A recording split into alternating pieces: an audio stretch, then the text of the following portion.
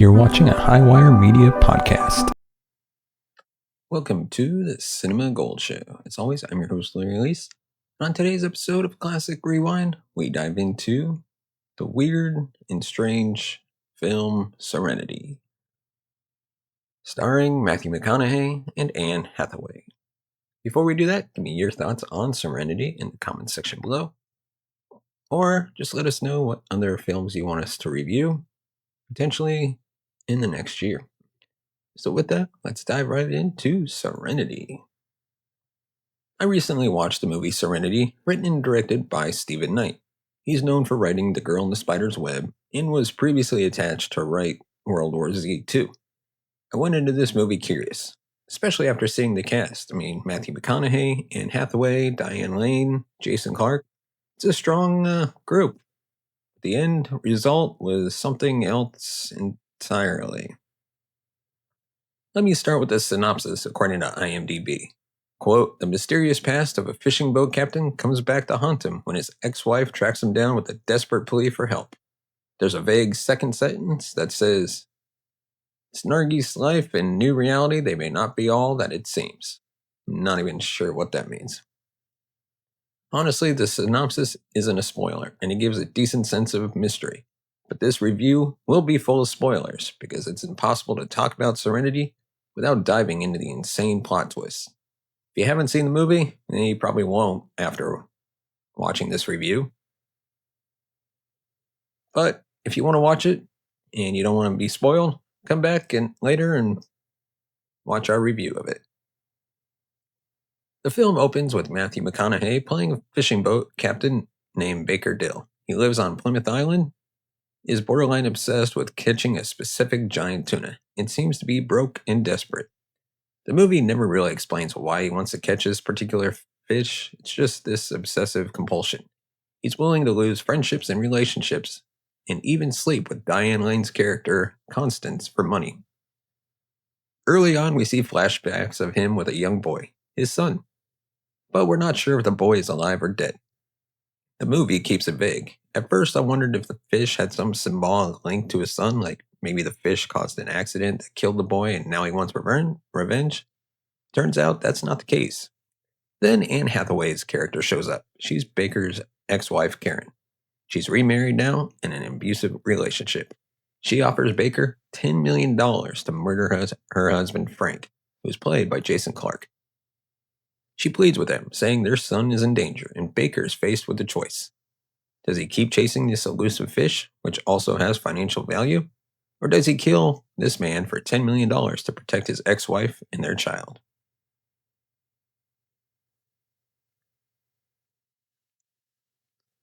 Now, most people would say if it's your child in danger, you should help regardless of money. But Baker hasn't seen his son in a long time. He doesn't have custody, and we eventually learn his real name isn't even Baker Dill, it's John.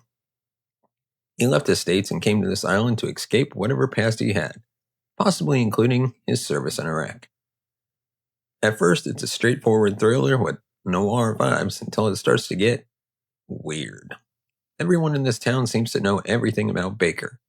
Random people in town talk to him about things they shouldn't know.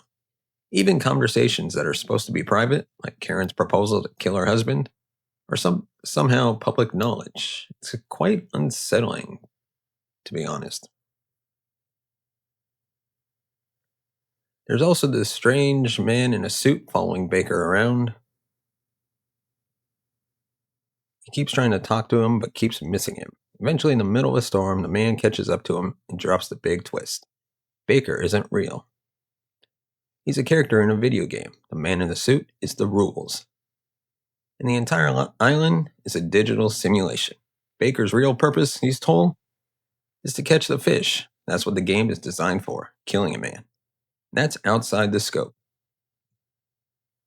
Baker's real purpose, he's told, is to catch the fish. That's what the game is designed for. Killing a man, that's outside the scope. But Baker insists the rules have changed. He believes he has a new purpose, that the creator wants something different now. He says, if that's what the creator wants, that's what's going to happen. And then it gets even more meta. He says he knows who the creator is. It's his son, a boy behind a computer screen. He tells the rules all about this boy's life. stunning him with the realization that he, too, is just part of a game. Baker's aware he's fictional. At this point, Baker goes forward with a plan. He kills Frank and feeds his body to the sharks.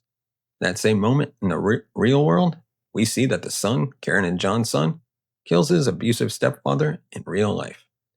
He gets arrested and sent to juvenile detention. It's revealed that his father, John, died in the Iraq War, and the game he created was a way to reconnect with him. Once the son is released from juvie, he programs himself into the game. In the final season, Baker walks by a payphone, it rings, and it's his son calling. The boy says, "There's a you and me somewhere," and then joins his father in the game. They run to the dock, hop on the boat, and go fishing together. Now, a lot of the things in the film just don't make sense. I can excuse some oddities because technically it's a video game, and in games you often have side characters that exist solely to deliver dialogue or push the player forward. Still, this is a film, not a game, and most of the supporting cast are wasted. Diane Lane's Constance is reduced to sex scenes. Her son randomly shows up and disappears without explanation. There are characters in a bar who show up once and then vanish. None of these threads get resolved. It's frustrating because these are big-name actors, Oscar nominees, and the film gives them virtually nothing meaningful to do. McConaughey tries best to sell the drama, but the writing turns even his most intense scenes into something unintentionally silly. Anne Hathaway tries to work within the limitations of her character, but she ends up being the stereotypical damsel in distress, as does Diane Lane. It's disappointing. The two primary female characters are reduced to being sexualized or victimized, and that's it. If the son who created the game is imagining this world, why does he cast his mother in such an objectified light? Is it because that's how he sees her, or because of what he's been exposed to at home? Either way, it's disturbing. If he's designing a revenge fantasy where his dad saves the day, why not make his mother a stronger character? Why didn't she kill the stepdad? Honestly, the film would have been more powerful if it had stayed grounded in reality. What if Baker really existed, and the story was about the moral dilemma of murder for the sake of protecting a child? That would have made a compelling, character-driven drama. How far would someone go for their family? For money? What emotional weight comes with making that kind of decision? Instead, the movie opts for a high-concept twist that comes halfway through and derails the entire second act. Once the twist hits, the movie just feels hollow. The tone completely shifts. What was serious and intense just becomes goofy. There's no longer any emotional connection to what's happening. So, does the movie work? Honestly, no. It had flashes of potential and the twist could have led somewhere interesting, but it didn't. If the character of Baker had been a mentally ill man who believed he was in a video game but wasn't, that might have made for an intriguing psychological thriller. Instead, the film commits to the video game angle completely and everything just unravels from there. When that twist hit, I rolled my eyes, and everything that happened afterward felt like a joke. The story keeps going for another 45 minutes after revealing that Baker is in a game, but none of it matters anymore. It drags, it's convoluted, and it's frustrating. But with that, that's our review of Serenity. And so my final rating is probably going to be 2 stars. And before we go, don't forget to hit that like button, share this video if you found it interesting. Hit that subscribe button down below, hit the bell notification button to be notified of future videos.